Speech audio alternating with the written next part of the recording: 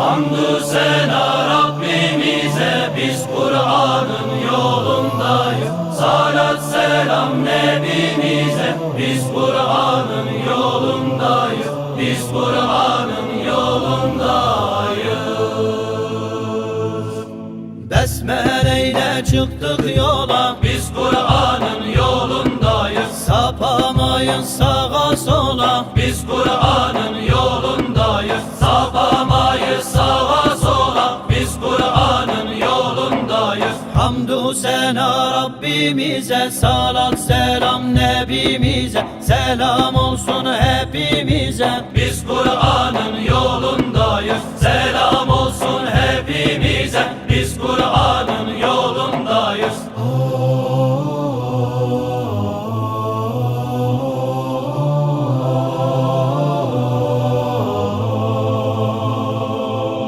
Kafirlere hınçlı olduk, potansiyel suçlu olduk.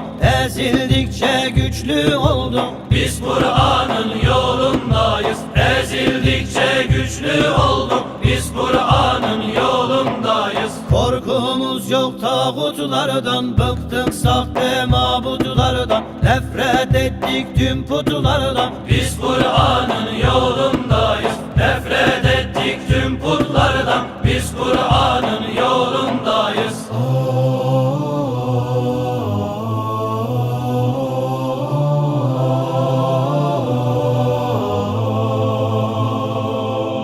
Şeriatın zimmetiyiz, İbrahim'in milletiyiz, Muhammed'in ümmetiyiz. Biz Kur'an'ın yolundayız, Muhammed'in ümmetiyiz. Biz Kur'an'ın yolundayız. Dağlar taşlar gelse dile, selam derler güle güle, Muhammed Mustafa ile. Biz Kur'an'ın yolundayız, Muhammed Mustafa ile. Biz Kur'an'ın yolundayız.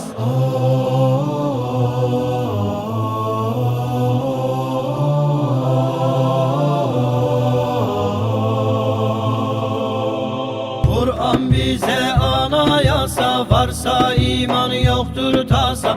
Ömrümüzde nefes kalsa, biz Kur'an'ın yolundayız.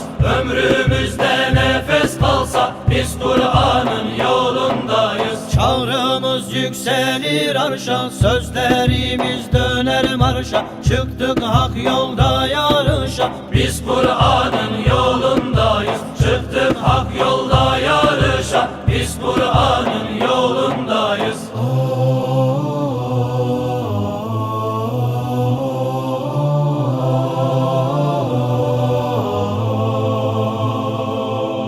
Budur peygamberler yolu, şehitler gaziler dolu. Sözümüz bu insanoğlu, biz Kur'an'ın yolundayız. Sözümüz bu insanoğlu, biz Kur'an'ın yolundayız. İslam'dadır ancak huzur, olacaktır bir gün zuhur.